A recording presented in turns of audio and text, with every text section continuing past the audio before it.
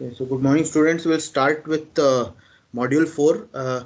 I believe you have already been introduced to module 4, but let's just have an introduction of the module. So, this module 4 consists of two parts.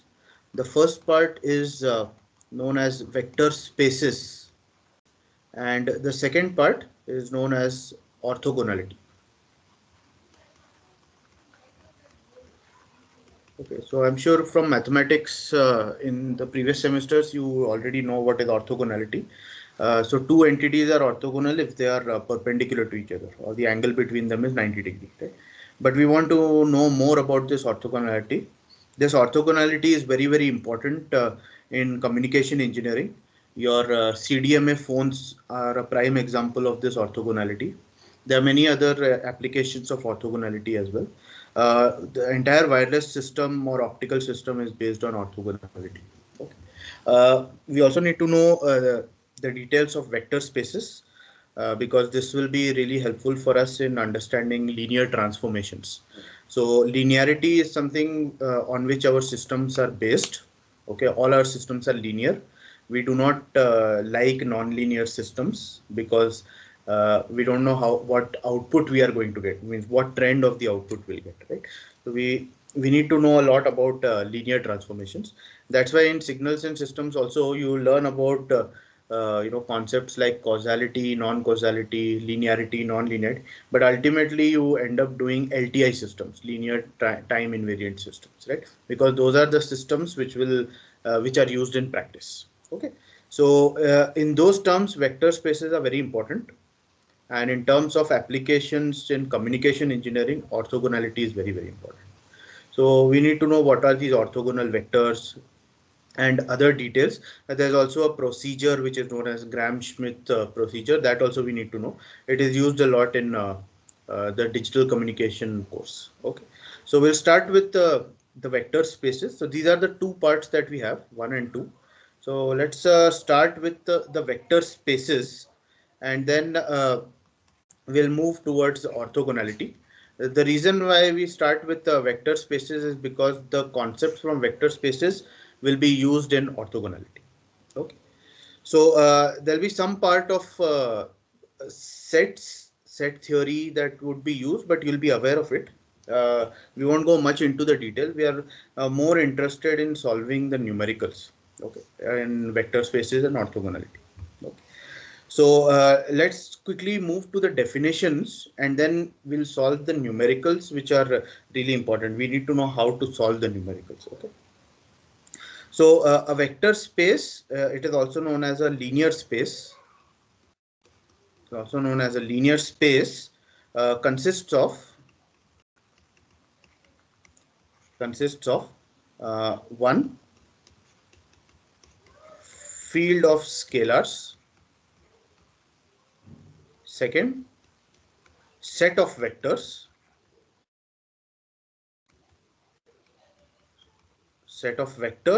and third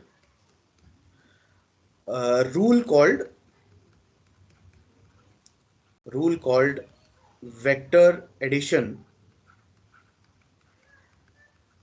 And we already are aware of vector addition. We'll see in the numericals how to add the vectors. Vector addition is just going to be, you're taking a pair of vectors and then adding them. So once we do the numericals, you'll know that we've been doing this for a long time. Okay. And then the fourth one is a rule called vector multiplication. Okay, so this vector multiplication will have a scalar and vector. Okay, and then we just multiply them. So we've been doing this. There is nothing new in this, but these are the four things which are involved in a vector space, right?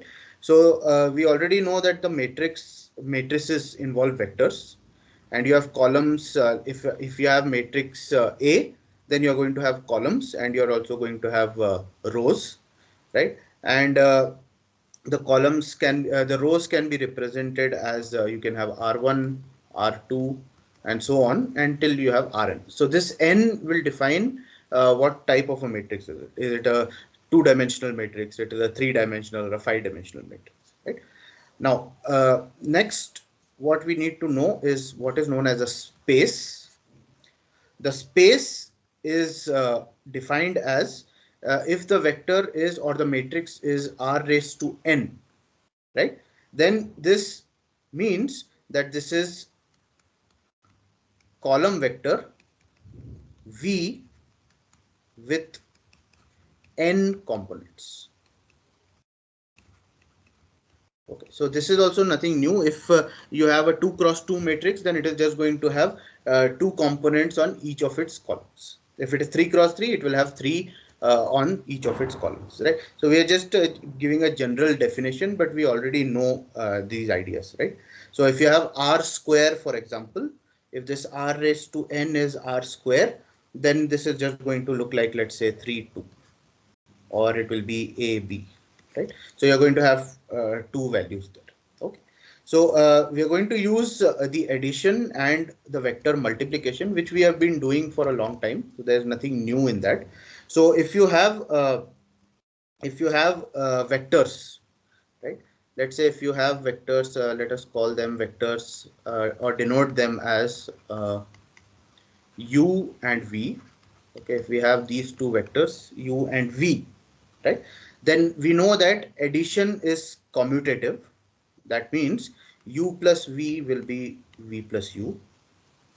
We know that addition is also associative, so u plus v in plus w will be v plus u plus w, right? We know that it is addition in the matrix format or the vectors format will be commutative and associative.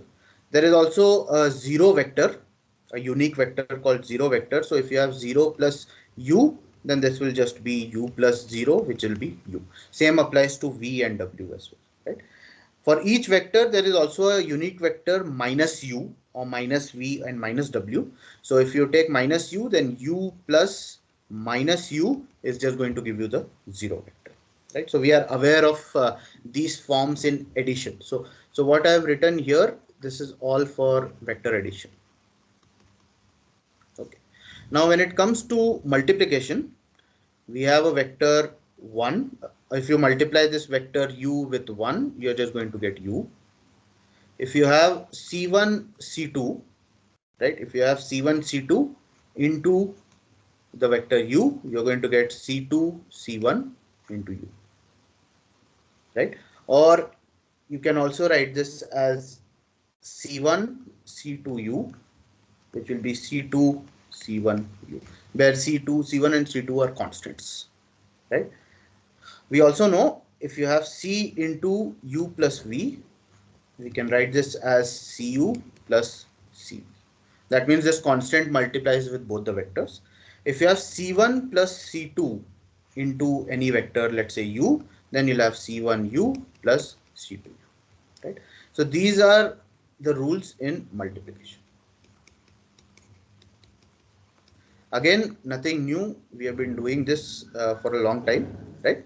So basically, any vector space is nothing but set of vectors, and this set of vectors will involve the rules for addition and multiplication, right?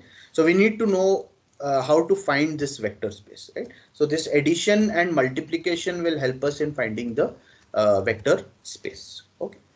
Now a part of this vector space, of course in the numericals we'll see exactly how to find, but this is the definition, right?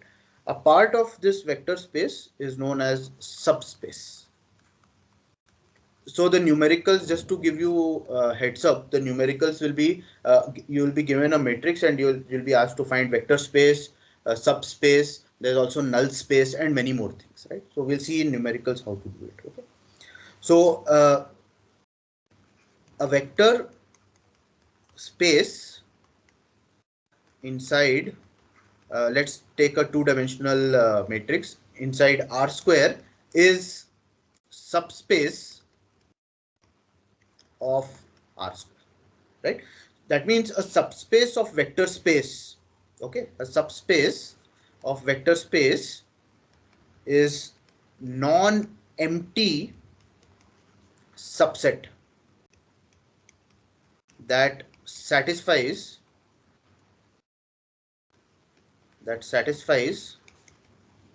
requirements for vector space.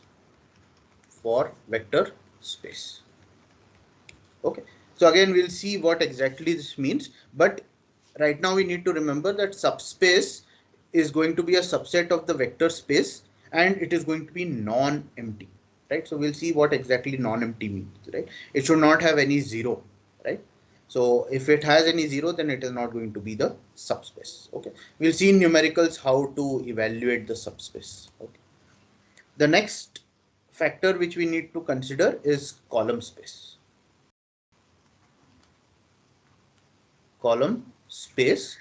And let me name the matrix as A. So we'll call it column space of A. That means column space of matrix A, right?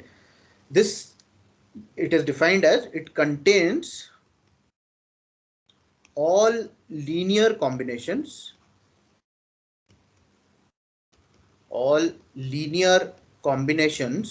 of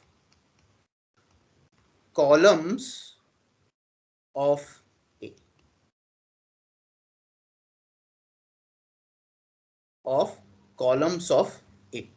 right? Additionally, column space of A is subspace of R raised to M, where M will be the number of components that you have. Okay. So again, right now it may not be clear what exactly this column space is and what do we mean by linear combinations of columns of A, but in the numericals we'll see exactly how we can find it. Okay, so but I'm just giving you the heads up that these are the things which are required to be calculated when it comes to a numerical, right?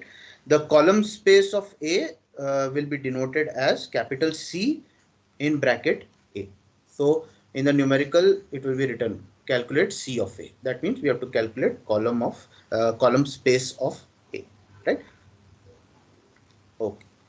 The next factor which we need to calculate will be what is known as null space. Again, we'll name the matrix as A. So null space of A.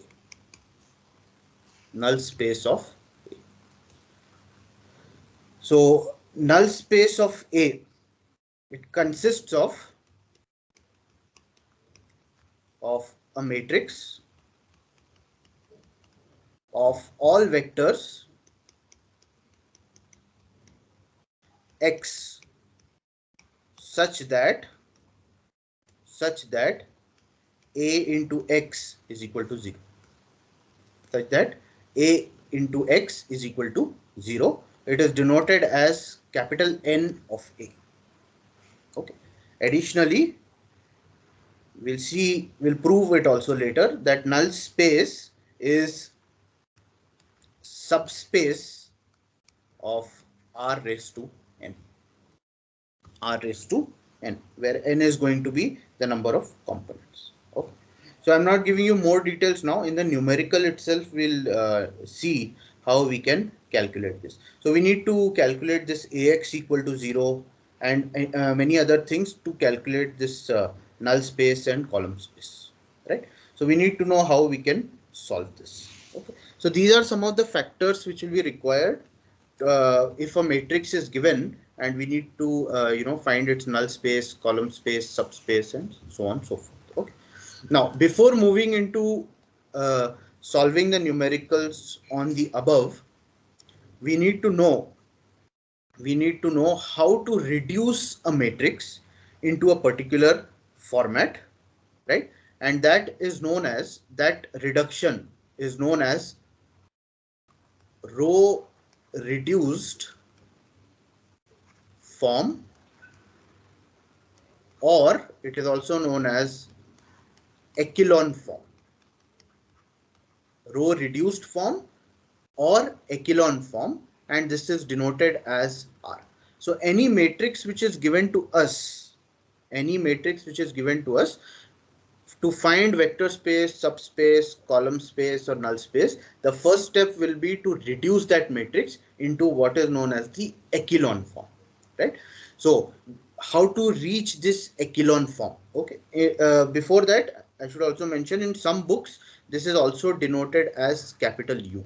Okay, but it will be mentioned it is echelon form, right? So in the echelon form, okay, how do we proceed, or how do we find the echelon form?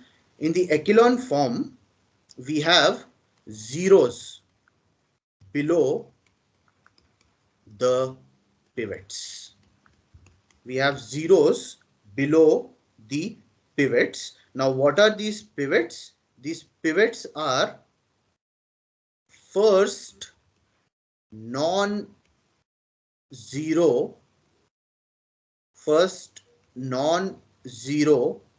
entries in the row. So just to give you an example, if you have 0, 1, 1, 1, 0, 2, 2, 2, 0, then where are the pivots? This is the pivot here. Why? Because it is first non-zero entry in the row. Where is the second pivot? In this row, this 0 is the pivot. Why? Because this is the first so let me start again. It is the first non-zero entry in the row. That means in row 1. So if this is row 1, first non-zero entry, this is a 0 entry, so I'll leave this. First non-zero entry is this. Therefore, this is pivot 1. In row 2, first non-zero entry is this one. Therefore, this is pivot 2. In the third row, the first non-zero entry is this 2. Therefore, this is pivot 3. Right? So, in the row reduced echelon form, there should be zeros below the pivot. Okay, and we'll see how we can get these zeros below the pivot. Okay, so there are techniques by doing that where we can use different row reduction forms to get this echelon form. Okay, below each pivot is a column of zeros that we will see. So I'm not going into details. We'll see in the numericals how we can get this. Okay, so let me take an example. So let's take this example A. Let this be 1, 3, 3, 2, 2, 6, 9, 7, -1, -3, 3, and 4. So this is the matrix which is given to us, and we need to reduce it into the echelon form, right? So what is the echelon form? It says the echelon form is you must have below the pivots, you should have zeros, right? It should have zeros below the pivot. Now, what is the pivot? The pivot is the first non-zero entry in the rows, right? So first non-zero entry in the row is this one. First non-zero entry in this row is 2, and first non-zero entry in this row is -1, right? So let me rewrite this, just 2, -1. Now, if I look at this one here, right, it should have 0 below it. Why? Because this is the first non-zero entry in row 1. But below this, we are not having zeros. That means we should do some row operation so that this 2 here and this -1 here becomes 0. Right? Then I can say that I have reduced it into an echelon form. Right? So let's try to do that. Okay, so what row operation can we do? So this is the row operation we can do. We can take row 2, right? So I will be taking this row here, and I will do R2 minus 2R1. So what will happen? I will take this 2 minus 2 times 1. So that will become 0. Similarly, I can take R3 and I can add R3 with R1. So what will happen? We'll get -1 here, and add with 1, we'll get 0. So once we do that, right? So nothing happens in the first row. We get 1, 3, 3, and 2, right? Now what will happen in R2? You have R2 minus 2R1. So 2 minus 2 will give us 0. 6 minus 6 will give us 0, right? And 9 minus 6 will give us 3. And 7 minus 4 will give us 3, right? What will happen in R3? We are just adding with row 1. So it will be 0, again a 0, and 3 will give us 6, 4 and 2 will give us 6, right? So what has happened now? In the first row, first non-zero entry is this 1, and below this now I'm getting zeros, right? So that condition is satisfied. Now what is happening in the second row? In the second row, which is the first non-zero entry, this 3 here. But below this 3, am I getting 0? No. That means one more operation is required, right? So that operation should ensure that this element here in row 3 becomes 0, right? So how can we do that? It's a very simple task. So we take R3 and we subtract R3 with twice R2. What is going to happen? Now, after doing that operation, first row remains as it is. So you have 1, 3, 3, 2. Second row remains as it is, 0, 0, 3, 3. Third row, 0 and 0 doesn't make any difference. So first two entries remain the same. In the third entry, you have 6 minus 2 times 3. So 6 minus 6 will give you 0. And 6 minus 6 again will give you 0, right? So now, if you see, in the first row, first non-zero entry is this 1. This is a pivot, right? And below it, we are having zeros. In the second row, we have the first non-zero entry, which is 3. And below that, we have 0. And in the third column, we don't have any non-zero entry, right? So we have two pivots here, P1, which is 1, and we have P2, which is 3, right? Therefore, this matrix here, which we have obtained at the end, is your row reduced echelon form. Okay, so this is what it is, and we had done this in module 5. This is also a type of upper triangular matrix. It is also a type of upper triangular matrix, right? So this will be the first step which will help us in solving for the parameters which we discussed. For example, the null space, the subspace, and so on and so forth. Okay, so this is just one of the examples which I have taken. Okay, now let's see how we can find the different solutions. Okay, so I'll just tell you, this is the process which we can follow for all the numericals. Okay, so I'll take one numerical which is there in the model question paper from last year. Okay. So I'm quickly checking, is the screen visible? You're able to see everything? Yes, sir. Okay.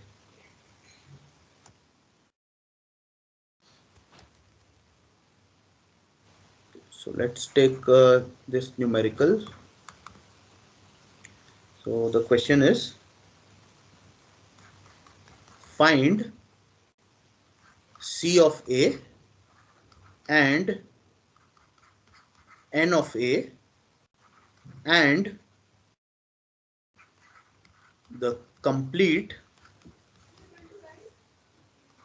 solution to AX equal to B, and we are given matrix A as 2, 4, 6, 4, 2, 5, 7, 6, 2, 3, 5, 2, and it multiplies with this column matrix B1, B2, B3.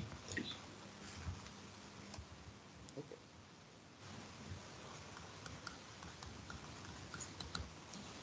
So let us see how we can solve this. We need to find C of A, that is the column subspace, and we need to find N of A, which is the null subspace. Okay.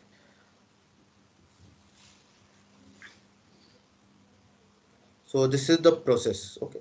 So in the first step, we write an augmented matrix. So nothing new, just we combine the matrix which is given to us, right? So we write this as 2, 4, 6, 4, which is A, then a colon B1. So that's an augmented row. 2, 5, 7, 6, colon B2, and then 2, 3, 5, 2 with colon, and you have B3. Right? So we are just augmenting it. Right? Okay. Now, to find n of A, okay, if you look at the definition, to find n of A, we need to find the pivots. We need to find the pivots, right? And to find the pivots, we need to reduce the given matrix in the row reduced echelon form. That means the first non-zero entry needs to be identified, and then below that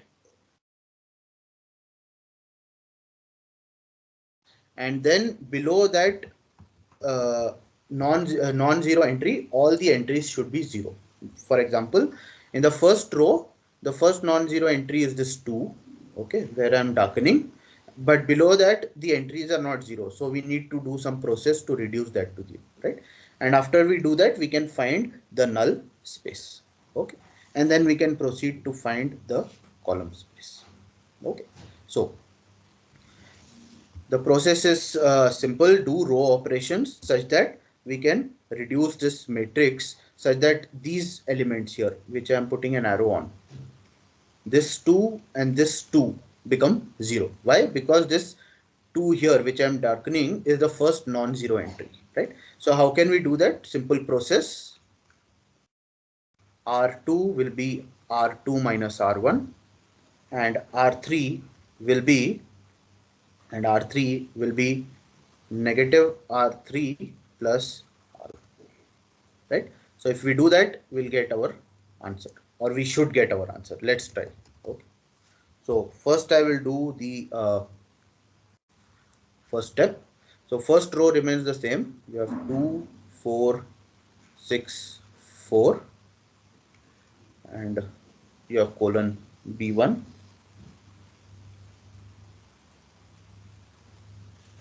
Then you have R2, which is R2 minus R1.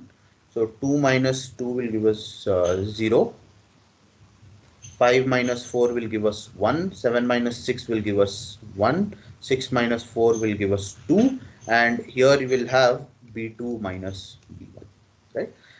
Next we have minus R3 plus R1. So minus 2 plus 2 will give us 0. Minus 3 plus 4 will give us 1.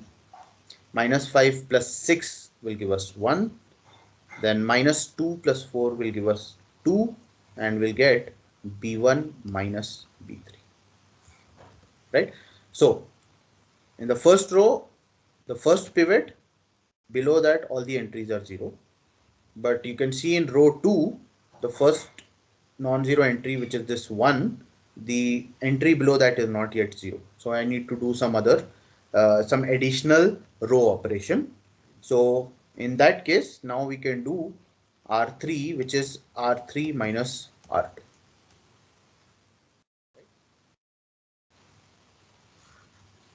So now the first row remains the same. So we get 2, 4, 6, 4, B1. The second row remains the same, 0, 1, 1, 2, B2 minus B1. The third row, we have R3 minus R2. So this is 0, 1 minus 1 is 0, 1 minus 1 is 0, 2 minus 2 is 0. And we get B1 minus B3 minus B2 plus B1. So now if you see the pivots, which is this 2 here and the 1 here, the entries below them are 0. In the third row, we do not have any pivot at all, right? So therefore, this is your row reduced echelon form. Okay. Now, what is the advantage of doing this? The advantage of doing this is that we can directly write an equation based on this, right? So what equation can we write? We can write this equation. So if you look at the rows here, right? If you look at the rows, what equation can be written here? Okay. The equation which can be written is, you can have 2b1 minus b2 plus b3 or minus b3 equal to 0, right? Or I've written it directly, so we can write this equation like this. So you can have, if you take these values here, this will multiply. If you take these values here, they will multiply. And if you take these values, these will not multiply because they are all zeros. So third row is of no use to us, right? So once I do that, then I just get 2b1 minus b2 minus b3 equal to 0, right? Now, how to find the null space? Okay, so we'll write the matrix again: 2 4 6 4 0 1 1 2, and we have 0 0 0 0. Okay, now to find the null space, we need to find pivot columns, right? What are pivot columns? Where you have the first non-zero entry of any row and the entries below that are 0. Okay, so let's try to find that. Okay, and those pivot columns must only have once. They must only have once.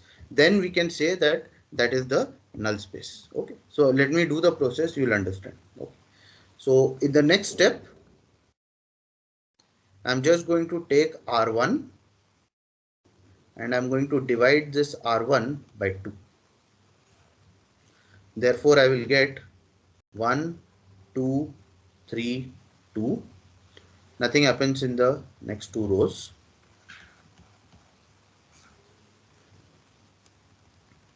Okay. We are still not getting, we are getting this first pivot, but these values are not zeros or ones. Okay, so therefore I'll do an additional process. I'll take R1 and I'll make this R1 minus 2R2. Once we do that, okay, the second and third row remain the same. So 0 1 1 2 0 0 0 0. Okay, what happens in the first row? R1 minus 2R2, right? So we have 1 minus 2 into 0, so we'll just get 1. 2 minus 2 will give us 0. 3 minus 2 will give us 1. And 2 minus 4 will give us negative, right? Now, we have this is the pivot, first non-zero entry, and all entries below that are 0. In the second row, we have this as the pivot, first non-zero entry, and the entry below that is 0, right? There is no pivot in the third column, right? So we need not worry about that. So you have 1 here and you have 1 here. So after having reduced, that is after having got the pivots, now this column which I'm dotting here is known as a pivot column. Why? Because it is having a pivot, first non-zero entry in row 1 and all elements below that are 0. Similarly, this column here is also known as a pivot column,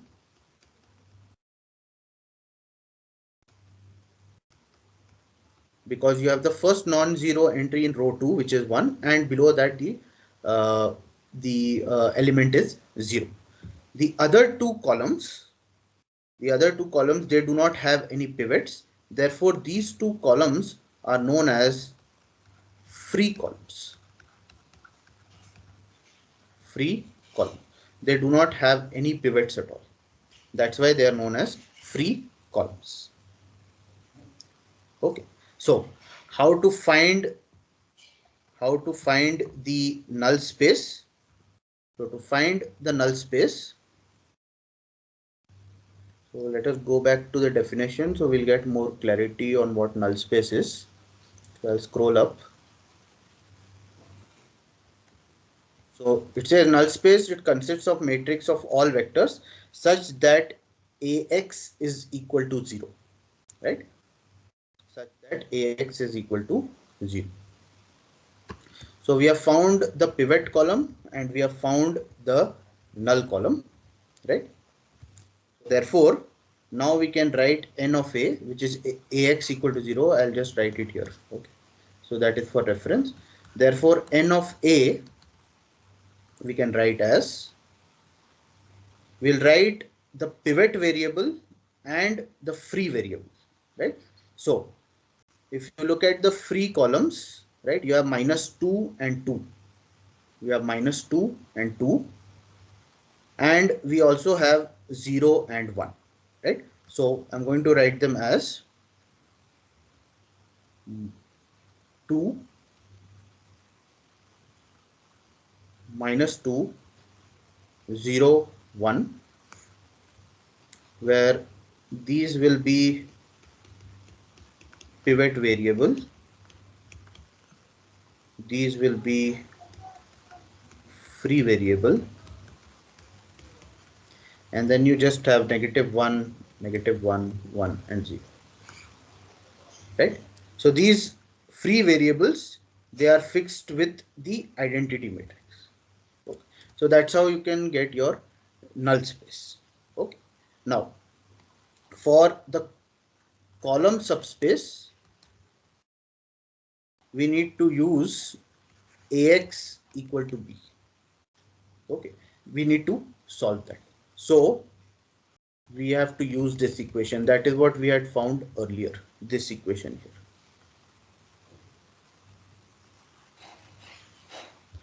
Two b1 minus b2 minus b3 equal to 0. Okay, so let's use that equation. So I'll write that equation here for reference. 2b1 minus b2 minus b3 is equal to 0. Okay, so let us take the column, the pivot vectors.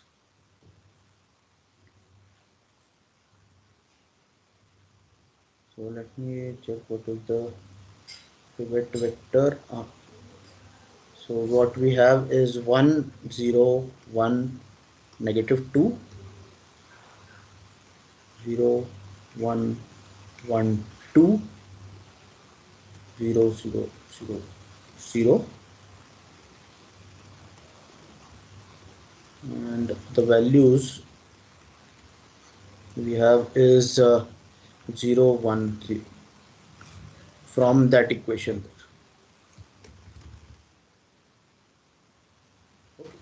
So what are the pivot variables which we had found? The pivot variables were 0 and 1, and the free variables are 0 and 0.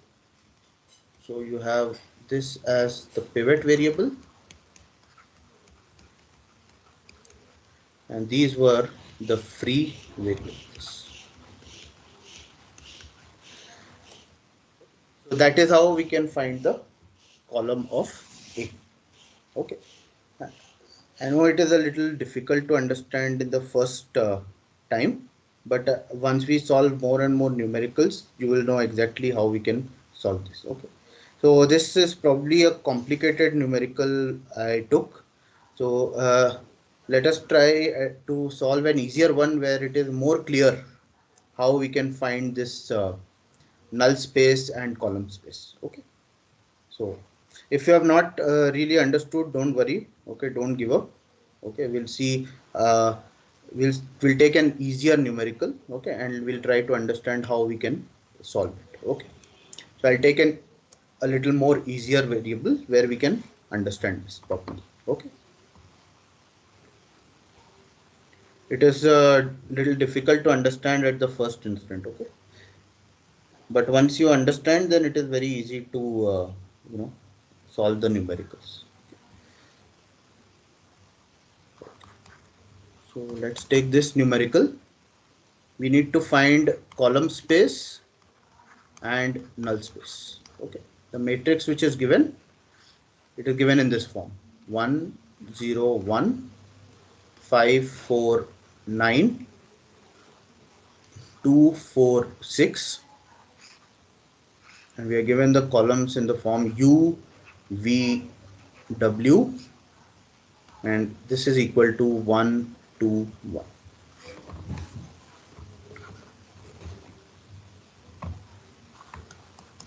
Okay, so for this we need to find the column of A, column space of A and the null space of A. Okay, so let us first rewrite the matrix. So A, which is given to us, is 1 0 1 5 4 9 2 4 and 6. This is A which is given to us, right? So what we'll do is, for the column, right, because it is column of the matrix A, okay, we'll take C of, or let me write here. So we need to find C of A. Okay, now we will write this as, we'll take some constant. Okay, so let us take some constant, let's say alpha 1. Okay, and we'll take each column of A. So we have 1 5 2, okay, plus alpha 2. Let's take the second column, 0 4 4, plus alpha 3 1 9 and 6. Why have I written like this? Because what is the definition of the column space? The column space is nothing but you have summation of these constants, right, in each of the column of the matrix, right? That is why I have written these, split these columns. So you have the first column, this one, 1 5 2, second column, and the third column. So what is our job now? Our job is to find, right, our job is to find these values of alpha 1, alpha 2, alpha 3, right? That's how we can find the column vector. Okay, and then from there we can find the null space also. Okay, so here we can write the equations for column of A, which will be, now if you take, you have 1 into alpha 1 plus 0 into alpha 2, so I'm going to leave it as it is, plus 1 into alpha 3, so you have alpha 3, right? What is the next equation?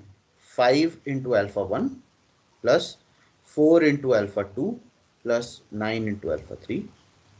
Third one is 2 into alpha 1 plus 4 into alpha 2 plus 6 into alpha 3, right? So this is nothing but column of A. Okay, for reference I'll scroll up to column of A definition, so it will be clear. So this is what column of A is. It says it contains all linear combinations of columns of A. It contains all linear combinations of columns of A. So we have taken the columns of A and we have made a linear combination, right? So we took C1, here, this column, and we multiplied this with some constant. We do not know what alpha 1 is, right? And we wrote it as a column vector. Then we took C2, then we took C3, and we just added them. This is nothing but the linear addition, right? This is nothing but linear addition. That is nothing but the column of A. Okay. Next, we need to find null space of A, and null space of A is defined as AX equal to 0. So we need to find AX equal to 0. Okay. So the matrix which is given to us here. So originally we are given A. This is this matrix A. We have U, V, and W, and then 1, 2, and 1, and 1, 2, and 1. So based on this, now we need to write the equation. Now what is the equations we have? The equation is AX equal to 0. That means the matrix A into X, and that has to be equal to 0, right? That has to be equal to 0. So let me write A So the matrix which is given to us is 1 0 1 5 4 9 2 4 6, and this multiplies with this column vector u, v, and w. We are given this is equal to 1, 2, and 1. However, for null space, it needs to be equal to 0. That means we need to erase this RHS and we need to equate this to 0. Okay. So now we can write the equation. So in the first row, we'll get u plus w equal to 0. From the second row, we'll get 5u plus 4v plus 9w equal to 0. And from the last row, we'll get 2u plus 4v plus 6w equal to 0. Right? Now, for this null space, we need to find the pivots. We need to find the pivots. That means we need to find the value of u, v, and w. Right? For that, we need to reduce this into a row echelon form. So we'll take A. I'll rewrite A for reference. 1 0 1 5 4 9 2 4 6. We can see that the very first element 1 here does not have 0 below it, right? So it cannot be a pivot. So we need to reduce it in that form. So the operations which we can do is R2 is R2 minus 5R1 and R3 is R3 minus 2R. So after doing that, this matrix can be written as the first row remains the same. We have 1 0 and 1.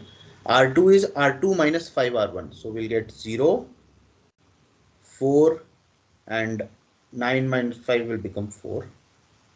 R3 is R3 minus 2R1. So first element is 0, then we get 4, and 6 minus 2 will get 4. Right?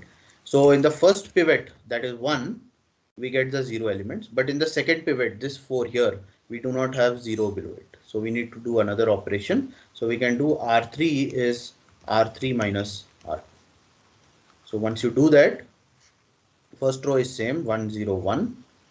Second row is same 0 4 and 4. The third row becomes R3 minus R2. So first element is 0. 4 minus 4 is 0. 4 minus 4 is 0. Right? So we get first pivot column because this is a pivot. We get a second pivot column because this is a pivot. Right? There is no pivot in the third column. Right? Therefore, if you look at the problem, we had this u, v, and w here. Right? That means w doesn't have any pivot. The third row does not have any pivot. Only u and v, first and second rows, have pivot. That means u, v are pivotal because they have the pivots here. Okay, so we can write u plus w equal to 0 and 4v plus 4w equal to 0, which implies u is minus w and which implies v is minus w. Therefore, to write u, v, w, we can write this as, now u is minus w, v is minus w, w is as it is. Therefore, I can take the w outside. I get -1, -1, 1. Or I can, if I want to start with the positive versions, I can write this as w 1, 1, minus 1. Either way is right. Right? Therefore, in this case, n of a is some constant. So I'll just call it some alpha 1, 1, minus 1. Or alpha or w, whatever you want to write there, -1, -1, 1. Either way is right. Okay. So this is another way of finding the column and the null spaces. Okay. So I hope you got some idea today. We'll solve more numericals in the classes. Okay. So the first part is only about this. We need to find the null space. We need to find the column space. Uh, the subspace question comes sometimes. Okay. Sometimes they ask us to find values of the constant. Those kind of problems we'll solve. Sometimes they ask whether they are linearly dependent or independent. So those problems also I'll be solving. Okay. And then after that, we move into orthogonality. Okay. So in the book which is prescribed, a lot of theory is given, like I mentioned in the first, at the start of the class, but it is all about solving the numericals. Okay. So we'll solve more numericals and you will get more clarity on that. Okay.